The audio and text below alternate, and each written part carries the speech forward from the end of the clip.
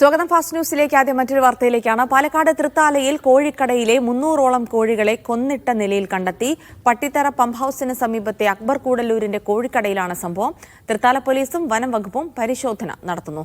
സാജിദ് അജ്മൽ വിവരങ്ങൾ നൽകാനായി ചേരും. സാജിദ്, എന്താണ് സംഭവിച്ചത്?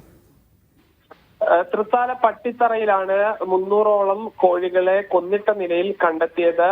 ഈ പട്ടിത്തറയിലെ ഈ കട നടത്തുന്ന അക്ബർ കൂടല്ലൂരിന്റെ ഉടമസ്ഥതയിലുള്ള CM ചിക്കൻ സ്റ്റാളിലാണ് കോഴികളെ കൊന്നിട്ട നിലയിൽ കണ്ടെത്തിയത്.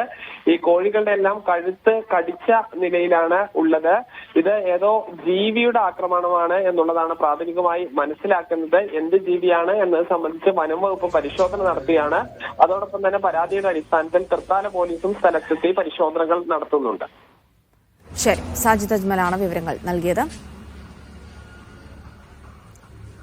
300ഓളം കോഴികളെ നഷ്ടമായി എന്നാണ് ഉടമ പറയുന്നത്. പോലീസും വനം വകുപ്പും അന്വേഷണം നടത്തുന്നുണ്ട്. ഏതോ ജീവിയുടെ ആക്രമണത്തിലാണ് ഈ കോഴികൾ ചത്തുപോയത് എന്നുള്ള നിഗമനത്തിലാണ് ഇപ്പോൾ എത്തിച്ചേർന്നിരിക്കുന്നത്.